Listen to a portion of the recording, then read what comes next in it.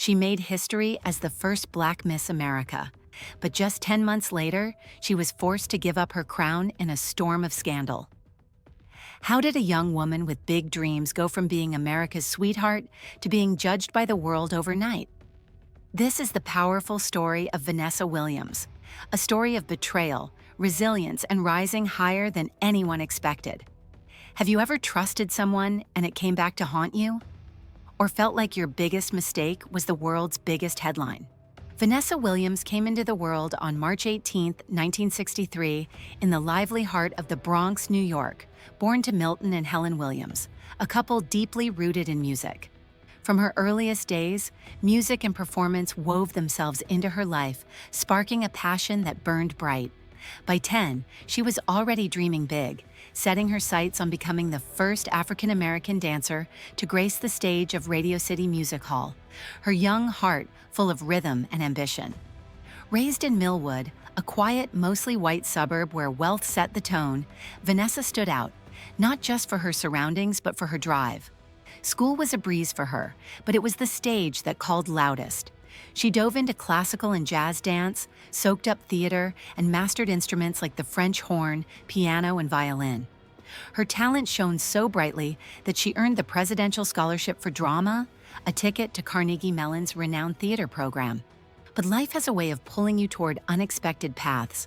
Wanting to stay closer to home and chase a wider range of opportunities, Vanessa chose Syracuse University instead, diving into their College of Visual and Performing Arts with a focus on musical theater. It was there during a summer gig that her story took a turn she never saw coming, one that would ripple through her life in ways she couldn't imagine. In the summer of 1982, halfway through her sophomore year, 19-year-old Vanessa was hustling as a receptionist and makeup artist for a local photographer named Tom Chiapelle.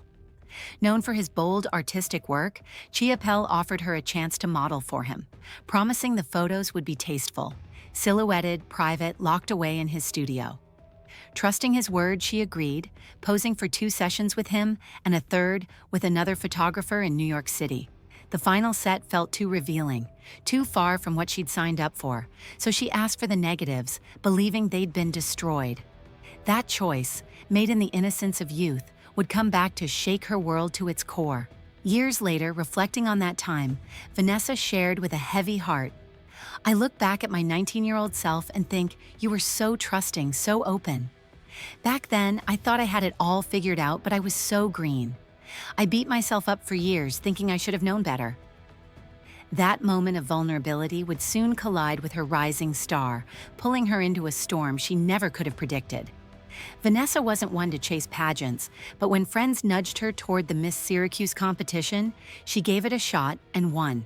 That victory led her to Miss New York in 1983, and before she knew it, she was stepping onto the national stage at the Miss America pageant, a world steeped in tradition and, for much of its history, closed to women of color. In 1983, 33 years after the pageant opened its doors to all, Vanessa Williams made history as the first Black Miss America. On September 17, 1983, in Atlantic City, she dazzled in the swimsuit and talent rounds, her voice and grace carrying her to the crown. It was more than a win. It was a moment that shattered ceilings, a beacon of progress in a contest that had long defined beauty through a narrow lens.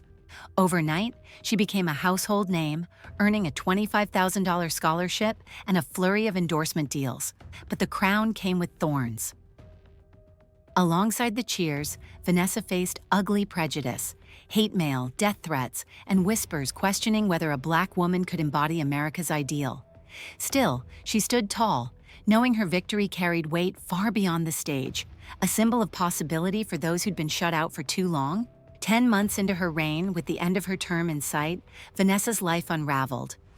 In July 1984, word broke that Penthouse magazine planned to publish nude photos of her, photos from that long-ago summer job taken when she was just a teenager. She'd been promised privacy, assured the images would never see the light of day. Now they were being twisted into something she never intended, splashed across a magazine for the world to judge. Vanessa insisted she'd never signed a release for those photos, but the photographer, Tom Chiapelle, had sold them to Penthouse for a hefty $50,000, the most the magazine had ever paid. The September 1984 issue, with Vanessa's name plastered next to George Burns under the headline, "Miss America, Oh God, She's Nude," flew off shelves, raking in $14 million for the magazine's owner, Bob Guccione.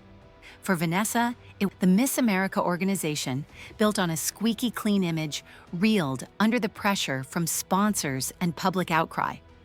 They gave her 72 hours to step down or lose her title. The media swarmed, and at just 21, Vanessa found herself at the center of a firestorm, her every move dissected, her character questioned. On July 23, 1984, Vanessa made the gut-wrenching choice to resign as Miss America. At a press conference, tears in her eyes, she said she didn't want to drag the pageant through more pain or deepen the divide the scandal had sparked. It was a first in the pageant's history, a queen giving up her crown. Though she stepped down, Vanessa was allowed to keep her scholarship, her crown, and her place in the record books as Miss America 1984. But she was barred from the next coronation, where tradition would have had her pass the crown to the new winner. The fallout was brutal.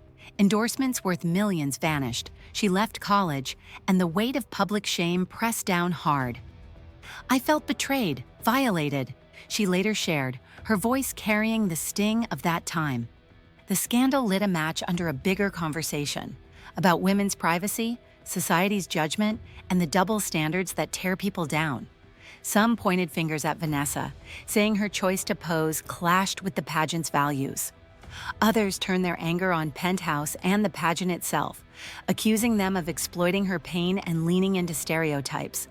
Even Hugh Hefner, no stranger to controversy, called the publication wrong, standing up for Vanessa's right to her own story. After resigning, Vanessa faced a wall of rejection. Hollywood doors slammed shut, and judgment followed her like a shadow. But she wasn't one to stay down. With grit and a fire to reclaim her path, she started rebuilding step by hard-won step. With help from public relations expert Ramon Hervey II, later her husband, Vanessa landed her first big acting role in 1987's The Pickup Artist, a foothold in a world that had tried to shut her out. Music came next, with a record deal from Polygram and her debut album The Right Stuff in 1988. It struck gold, earning her an NAACP Image Award and 3 Grammy nods, proof her voice could still carry her far. She kept climbing, shining in music, movies, TV, and theater. Her second album, The Comfort Zone, went triple platinum, with Save the Best for Last topping the charts for 5 weeks. Films like Soul Food and roles in Ugly Betty and Desperate Housewives showed the world she was more than a headline. She was a force. In September 2015, 32 years after the scandal that nearly broke her, Vanessa stepped back onto the Miss America stage, this time as a head judge for the 2016 pageant. The crowd greeted her with a standing ovation, and the organization's CEO, Sam Haskell, offered something long overdue, an apology. He acknowledged the wrong done to her, honoring her as the Miss America she'd always been. The words stretched to her mother, Helen, too, bringing tears and a sense of closure. Vanessa met the moment with grace, thanking them for the unexpected healing. Her return wasn't just a comeback, it was a triumph, a testament to her strength and a reminder that forgiveness can light the way forward.